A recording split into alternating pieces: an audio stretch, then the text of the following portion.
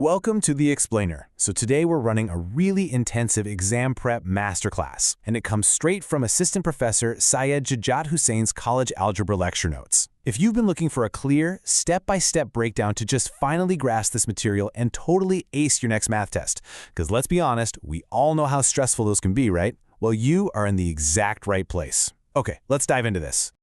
Here's the agenda for today. First, right triangle trigonometry. Second, polar coordinate conversions. Third, unit circle applications. And fourth, proving trigonometric identities. Section 1. Right triangle trigonometry, foundational geometry.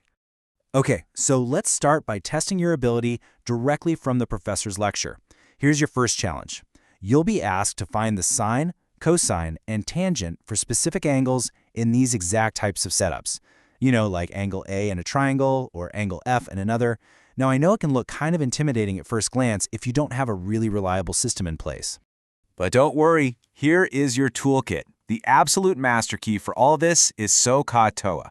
Sine is the side opposite the angle divided by the hypotenuse. Cosine is the adjacent side divided by the hypotenuse. And tangent is the opposite side divided by the adjacent side.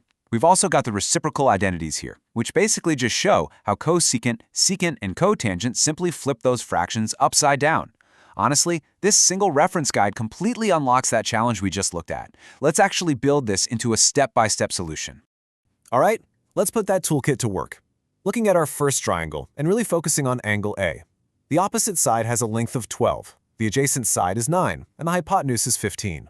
So using SO, sine of A is just 12 over 15, simple. CAH gives us the cosine of A, which is 9 over 15, and TOA gives us the tangent of A, yep, 12 over 9. Now, let's take that exact same logic and apply it to our second triangle, but this time focusing on angle F.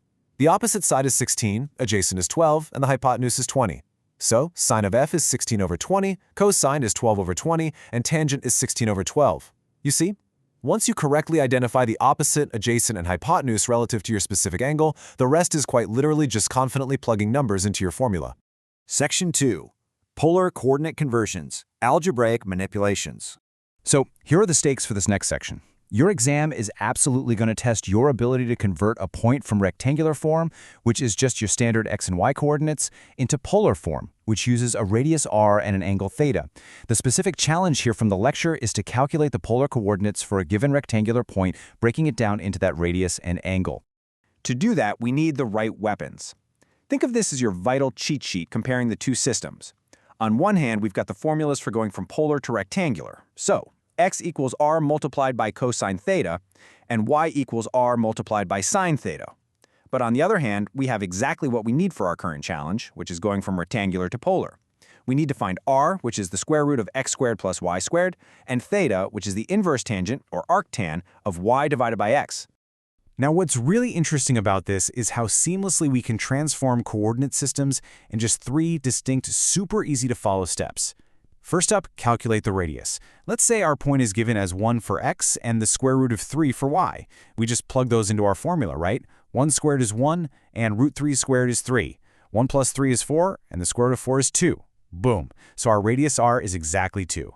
Step 2, the angle.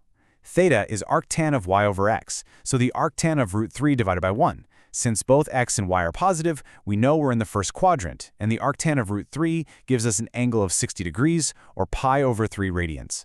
Finally, step 3, we just combine them into our final format. Our polar form is simply the coordinate pair 2, 60 degrees. Easy, methodical exam points. Section 3.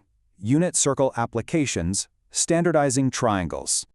Okay, to simulate a real test environment, let's look at this specific class activity straight out of Professor Hussein's notes.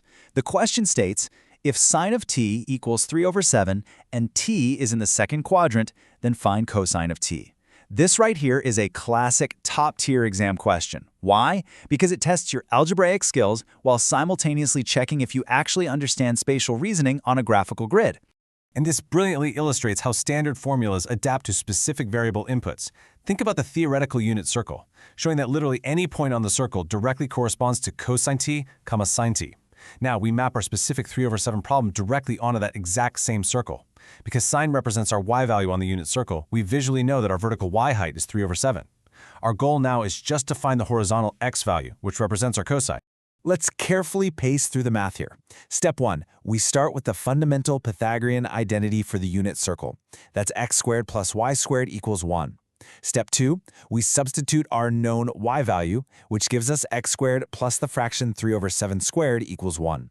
Well, 3 squared is 9 and 7 squared is 49. So x squared plus 9 over 49 equals 1. If we subtract 9 over 49 from 1, we get x squared equals 40 over 49. All right, now for step 3. We just take the square root of both sides. The square root of 49 on the bottom is a clean 7. But wait, here is the critical exam trap. You absolutely must look back at the quadrant. The problem clearly stated t is in the second quadrant. And in the second quadrant, our horizontal x values go to the left, meaning they are negative. Therefore, your final answer for cosine t must be the negative square root of 40 over 7. Trust me, if you forget that negative sign, you lose the points for sure. Section 4. Proving trigonometric identities. The ultimate challenge. Okay, here is your ultimate challenge. On the actual exam, you aren't always just going to be asked to find a missing number. You'll be asked to definitively prove a fundamental identity from scratch. The lecture notes ask us to show that in any right triangle, sine squared theta plus cosine squared theta equals 1. I know, it sounds incredibly complex to try and prove something for literally every single right triangle in existence, right? Well, not if we ground this abstract algebra right back into visuals. So the crucial point is, we can build our entire flawless proof simply by referencing a generic right triangle. Just picture it. It has side lengths A, B, and a hypotenuse C with an angle theta. We already know from basic geometry, thanks to the Pythagorean theorem, that a squared plus b squared equals c squared. That right there is our absolute, undeniable truth to start from. Let's deliver the final execution and walk through the logic step by step. Step 1. We have our generic sides, a, b, and c. Step 2. Let's express sine and cosine as simple fractions, exactly like we did in our very first challenge today. Remember SOH-CAH-TOA? Sine of theta is opposite over hypotenuse, which is just a divided by c. Cosine of theta is adjacent over hypotenuse, which is b divided by c. Now, step 3, we substitute these basic fractions right into the equation we're trying to prove. Sine squared becomes a squared over c squared. Cosine squared becomes b squared over c squared. Since they already share a common denominator of c squared, we can simply add the numerators together. This gives us a squared plus b squared all sitting over c squared. But wait, look back at our undeniable truth from a minute ago. What did we say a squared plus b squared equals? It equals c squared. So the numerator literally just gets swapped out for c squared. And any number divided by itself, c squared divided by c squared, is exactly 1. The proof is perfectly complete. And there you have it. From visualizing basic right triangles to maneuvering polar coordinates, navigating the unit circle, and finally crafting your very own mathematical proofs, you have systematically conquered every single zone of this material. You are fully armed with the step-by-step toolkit you need to confidently sit down and absolutely dominate this algebra test. So, I'll leave you with this final, empowering thought. As you continue to study, what mathematical identity will you unlock next on your exam? Trust your structured notes, rely on your toolkit, and I guarantee you're going to be unstoppable. Thanks for joining me on this explainer.